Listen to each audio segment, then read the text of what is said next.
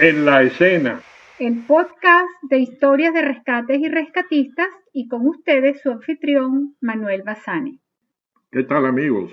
Aquí continuando hoy con este podcast en homenaje a nuestro querido Julio Lescarbura. Hoy vamos a tener la grata presencia de tener a Guillermo Garros. Guillermo, miembro de la Organización de Rescate Humboldt, fue uno de sus iniciadores de esta organización, muy conocida en Venezuela. Además, Guillermo fue director de Protección Civil hace algunos años. Y bueno, aquí trabajó bastante tiempo con Julio, estuvo en muchas operaciones con Julio, así que creo que es una persona que nos puede contar bastantes cosas sobre Julio.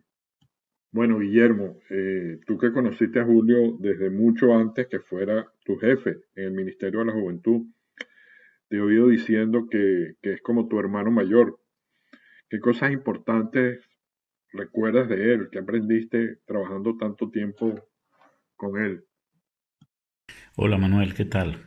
Muchas gracias por invitarme a conversar un poquito sobre esa gran persona que fue Julio Lescarbura, un hombre que fue ícono en materia de búsqueda de salvamento en Venezuela y en el área de atención de desastres. Recordemos que Julio fue el primer subdirector nacional de Defensa Civil cuando se crea Defensa Civil, y el director fue René Torres Varal, dos personas muy valiosas en su época. Bueno, Julio fue un hombre que, como te digo, fue especial. Fue especial porque él tiene una característica que yo no le he visto más en otra persona de rescate. Un hombre que nunca se rendía, que siempre estaba luchando por encontrar el objetivo, y sobre todo salvar vidas. No le importaba la forma en que tuviera que hacerlo. Recuerdo casos que no daba el tiempo de situaciones donde él logró apoyo internacional sin autorización del Estado, y hasta le costó en varias oportunidades que fue detenido por poco tiempo, pero estuvo preso por movilizar aeronaves de otros países para lograr buscar el objetivo que él quería, ¿no? Dentro de esa tónica, te cuento que nosotros nos conocimos en los años 70 más o menos, y bueno, éramos de grupos de rescate diferentes. Él venía del grupo de rescate Venezuela, yo me formé en la organización Rescate Humboldt de la época, y empezamos a participar en operaciones donde coincidíamos, y en esas coincidencias pues teníamos encuentros y desencuentros, pero al final había que hacer el reconocimiento de la calidad de ese hombre, como lo fue Julio Lescarbura, un hombre de mucha calidad. Y así nos fuimos haciendo amigos. Guillermo, y tú y yo estuvimos con él, con Julio, en la isla de Dominica en 1979. Lo vimos operando en un desastre. ¿Tú te acuerdas de alguna anécdota durante esa operación con Julio? Y como te digo, bueno, en ese andar por la vida de rescate nos hicimos amigos. Fuimos participando en muchas actividades juntos, fuimos confiando uno en el otro en diferentes situaciones, al tanto pues que después, con el tiempo, en el 78 yo empecé a trabajar con el Ministerio de la Juventud, y él era el director de Protección Civil y Administración de Protección Civil, se llamaba, en el Ministerio de la Juventud, y yo empecé a trabajar ahí como coordinador de programas de rescate y supervivencia. En uno de esos casos, pues, nos tocó viajar a la República de Dominica por efectos del huracán David, que la afectó. Ahí pasaron muchísimas anécdotas que no da tiempo para contarlas, ¿no? Pero tal vez la más importante que quiero comentar de lo que pasó en Dominica es su capacidad de organización, de planificación. Cuando estábamos allá nos afectó un segundo huracán, el Frederick. El Frederick devastó la zona donde tenemos campamento, que era el aeropuerto, en una población que se llamaba Melvin Hall. En esa población también estaban todas las fuerzas de los diferentes países que estaban apoyando. El huracán, por supuesto, afectó todas las aeronaves que estaban en la pista y los campamentos de personal que estaban en la pista del aeropuerto, entre ellas pues la gente de los Estados Unidos, que el agua se le llevó las carpas, un helicóptero lo rescatamos en el mar, un C-130 perdió parte del tren de aterrizaje por la fuerza de las olas. Y lo importante de eso fue que, bueno, que el Julio, luego que logramos controlar la situación cerca de las 3 de la madrugada y ayudar en el rescate del personal, sobre todo los americanos, la único radio disponible era el de Venezuela. Y el coronel jefe de las unidades americanas había perdido todas las comunicaciones, y la única comunicación que les quedaba a ellos necesitaban pues comunicarse, y el único radio operativo era el nuestro. Y el asunto fue que ellos perdieron hasta sus claves, sus libros de claves y de frecuencias de todas las bases aéreas americanas. Y casualmente Julio siempre tiene en su bolsillo una libretica de esas de bolsillo de 10 centímetros de ancho. Y ahí el hombre tiene todo. Eso parecía el libro el maletín del gato Félix. Él sacó de ahí en una hoja las frecuencias de todas las bases de Estados Unidos. Y le preguntó, ¿con qué base quieres hablar? Y él le dijo, Virginia, base Virginia Carolina del Norte, que no estaba la base de los aviones. Y Julio le dice, la frecuencia es esta, tan. Bueno, el hombre enseguida se pudo comunicar con su base aérea y en cuestión de 6 horas empezaron a llegar apoyo de suplementos logísticos. Es un poquito largo contar, pero estoy tratando de resumirlo lo más que puedo. El asunto pues que vean la capacidad que tiene el hombre de planificación, de organización, de manejo de la información, que hoy día el único que yo comparo con él en manejo de la información es mi hermano del alma, Enrique Martín. Y bueno, de Julio no hay tiempo para contar. No hay tiempo. Yo puedo estar aquí hablando 1 hora contando cosas y no es suficiente tiempo. Definitivamente, Guillermo, esas historias en Dominica. Yo me acuerdo que yo estuve en Dominica en la segunda andada. Yo no sé si estuvimos juntos, no me acuerdo si tú y yo estuvimos juntos. El hecho que Julio se quedó todo el tiempo. Y hubo un día que hubo casi un amotinamiento por la comida.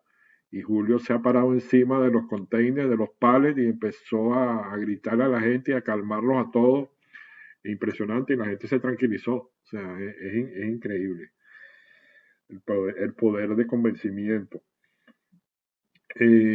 Para terminar contigo, Guillermo, quisiera saber cuándo fue tu último contacto con Julio y qué te dijo en esa última oportunidad.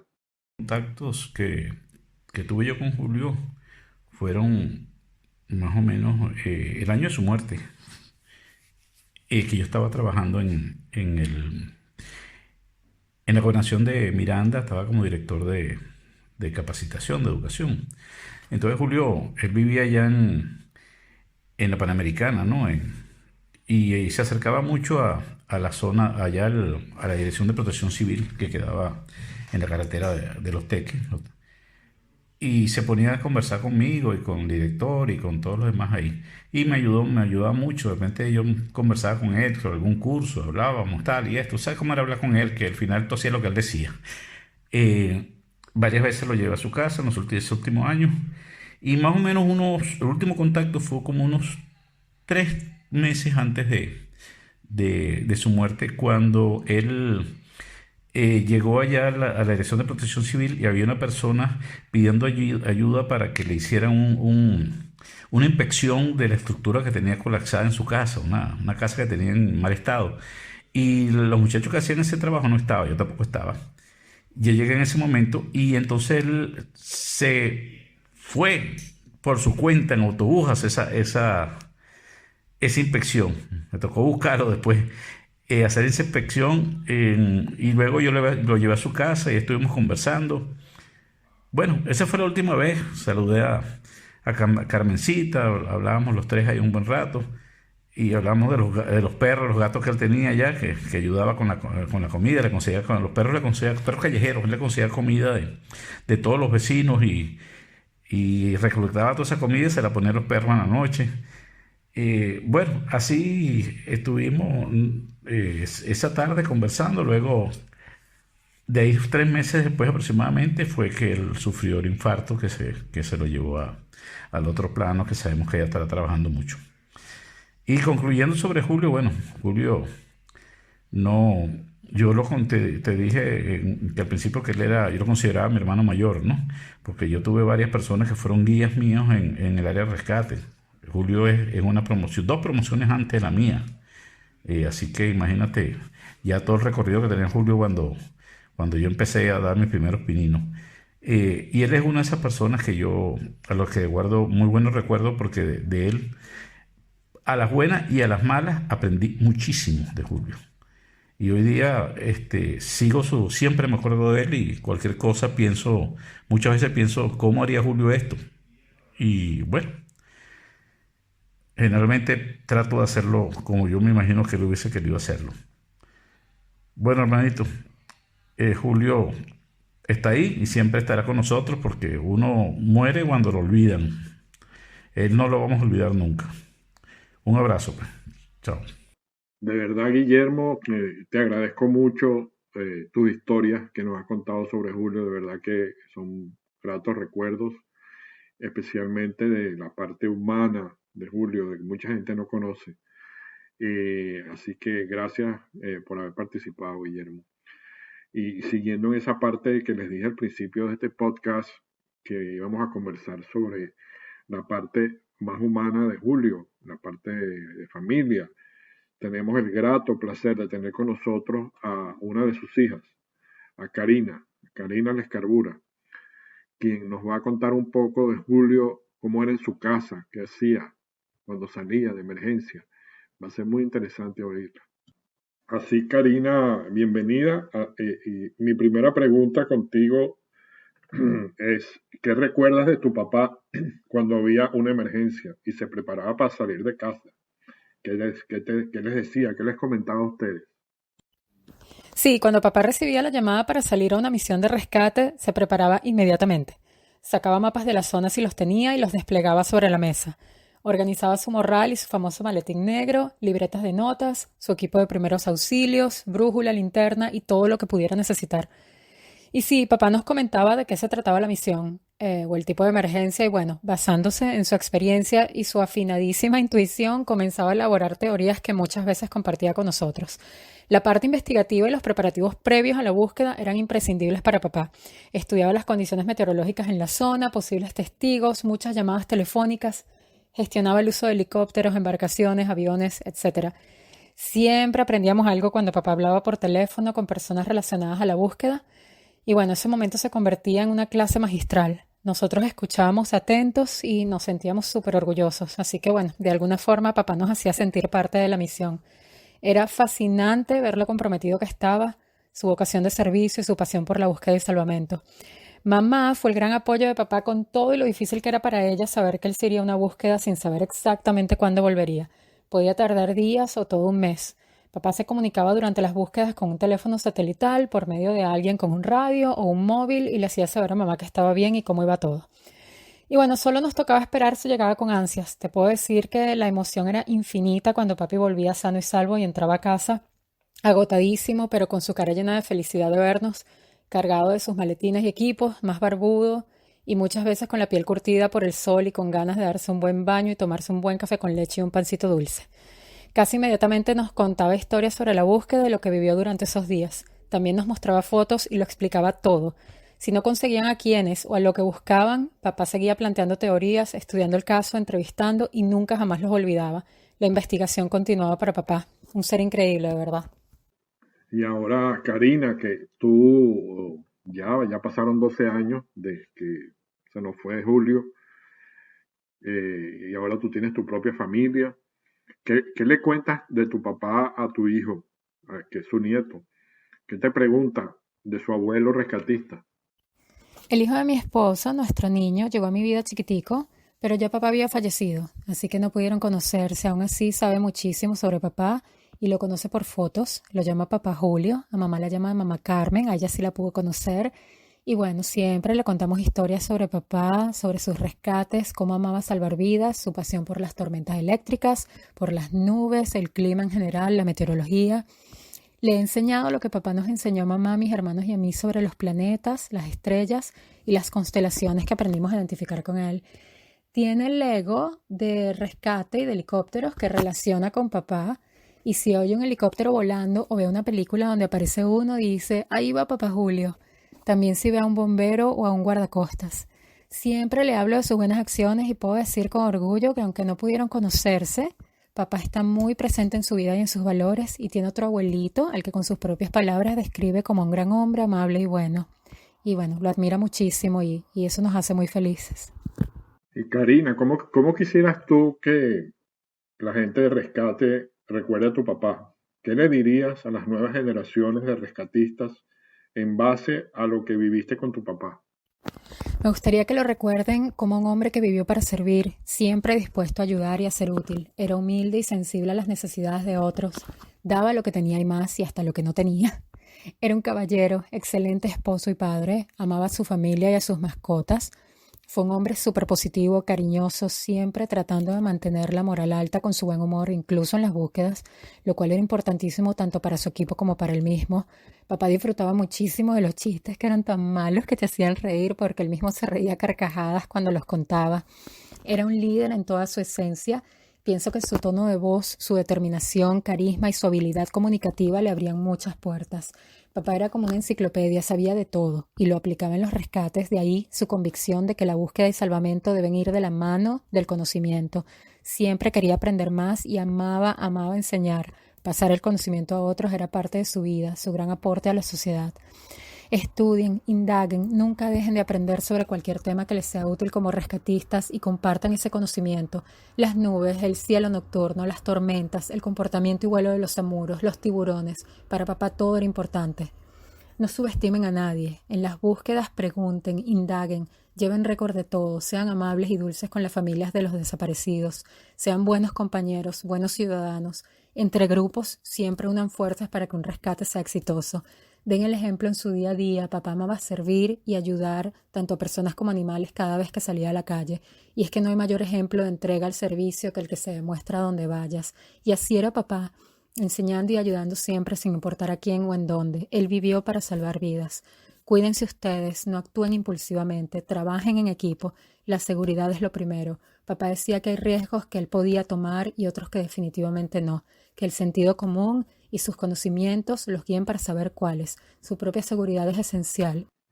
Karina, dile a tu hijo que la película preferida de rescate de Julio era The Guardian, el guardián de los guardacostas. Él me lo comentó en un email que me envió hace un tiempo. Papá, cuando vimos esta película, Manuel, tengo escalofríos en el cuerpo. Te lo juro, por la memoria de papi que te lo iba a decir. Una de las frases, porque fuimos al cine con mamá y vimos El Guardián. Y papá, yo vi lágrimas en sus ojos, Manuel, y es que él se identificó tanto con el personaje de Kevin Costner. Él dijo que una de las frases que más lo tocó fue cuando le pregunta su compañero guardacostas, le dice el alumno, ¿te acuerdas? Le dice, ¿cuál es tu número en serio? ¿Cuál es el número? Y le dice 22, porque era un misterio cuántas vidas había salvado. Y él dice 22, bueno, no está tan mal, no son 200, pero, y él lo interrumpe, le dice, no, 22 es el número de personas que he perdido, ¿no? Las búsquedas que no puedo rescatar. Y ese es el único número del que llevo récord, el número el que recuerdo, pues, ¿no? Y eso a papá lo tocó muchísimo y también la parte en que él dice que no se pueden salvar a todos, que lamentándolo mucho, que a veces la vida, ¿no? del rescatista, que la vida del rescatista es la más importante mantener con vida, valga la redundancia, y que lamentándolo mucho no podrá salvarlos nunca a todos, ¿no? Y cuando tú ves ese personaje de Kevin Costner, es Es espectacular. O sea, para mí era como ver a papá y a muchos de ustedes. O sea, que sí, tal cual, Manuel, tal cual. De verdad que impresionante que me lo hayas nombrado porque sí. Había otro que recordé que ahorita no puedo recordar, que te lo iba a nombrar. Ya cuando me acuerde te lo cuento, ¿viste? Por cierto, John Donne, por quien doblan las campanas. A papá eso lo marcó muchísimo. Y bueno, si lees, no es la obra de Hemingway, es el poema de John Donne que lo escribió, me parece que fue en 1600 y algo, me parece a mí. Esa película, The Guardian, es una película favorita de muchos rescatistas. Comentándote sobre un email que me mandó tu papá, Julio. eh, yo creo que fue un año antes de irse. Me decía que el líder, no por jerarquía, sino por su amplia experiencia y su empatía y carisma, aún así deberá sopesar lo que ocurre. A veces se impone la terquedad o el empeño, y por qué no también el deseo de ser el que tiene la razón. Me vienen a la memoria en este momento la extraordinaria película The Guardian sobre la actividad SAR del US Coast Guard, en especial el choque entre el rescatista totalmente comprometido, el helitáctico nadador y la tripulación al mando del helicóptero. Incluso viendo la película, la cual pienso ver una, dos o tres veces más, ya que es un libro abierto de nuestra actividad, me vinieron a la mente varias vivencias, algunas extremas. Viendo la película, me convencí una vez más que menos mal que no terminé mi curso de piloto de helicóptero, el cual inicié en 1981. Hoy estaría de permiso en algún lugar del universo. O eres rescatista o eres piloto, pero nunca la dicotomía. Aunque sin duda ayuda a que un piloto conozca profundamente la actividad de rescate y un rescatista conozca profundamente la actividad del piloto. Es más, comparto el criterio de que un buen rescatista debe haber cumplido todos los requisitos de un piloto y viceversa. Pero cuando estás al mando de una aeronave, tu mente debe ser la de un piloto para bien de la operación y la mente del rescatista debe ser la de luchar hasta el extremo por cumplir la operación de rescate. Es un binomio importante. Cónchale, Manuel, gracias. Gracias de verdad por compartir ese mail conmigo que te envió papá. O sea, estoy leyendo sus palabras y es como si lo estuviese escuchando, Manuel.